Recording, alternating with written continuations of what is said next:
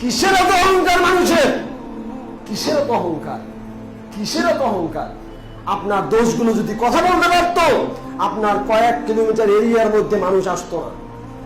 আপনার পাপগুলো থেকে যদি গন্ধ বেরোতো, তাহলে পরে কয়েক কিলোমিটার দূরের কথা, আপনার আশেপাশে 10, 15, 20 বর্গ কিলোমিটার এলাকায় মানুষ থাকতে পারতো না। আপনার দোষগুলো আল্লাহ তাআলা গোপন করে রেখেছেন। আপনার পাপগুলো থেকে গন্ধ বের হয় না, ডাস্টবিন থেকে দুর্গন্ধ বের হয়, ওটা ন্যাচারাল। কিন্তু আপনার আমার পাপগুলো, অন্যায়গুলো থেকে দুর্গন্ধ বের হয় না। যদি দুর্গন্ধ বের হতো, আপনার সন্তান, আপনার স্ত্রী আপনাকে ছেড়ে পালিয়ে যেত।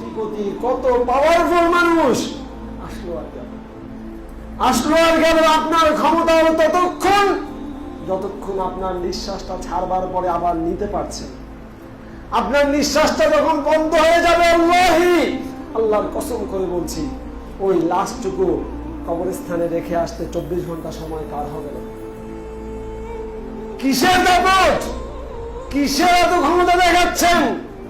আরেকজনকে অন্যায়ভাবে ধমক দেওয়ার আগে, একজনের গায়ে হাত তোলার আগে, আরেকজনের জমি দখল করার আগে, আরেকজনের ক্ষতি করার আগে আপনার একটা মুহূর্তের জন্য ভাবা দরকার যে পাই টু পাই হিসাব আপনাকে মরার পরে দিতে হবে।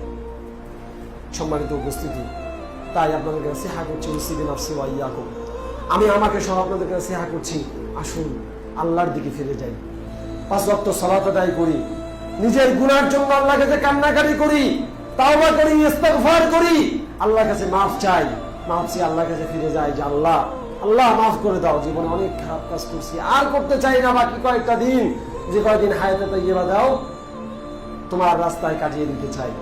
এভাবে আল্লাহর কাছে চান। ইনশাআল্লাহ আল্লাহ সুবহানাহু ওয়া তাআলা আমাদেরকে তৌফিক দান করবেন। আমিন।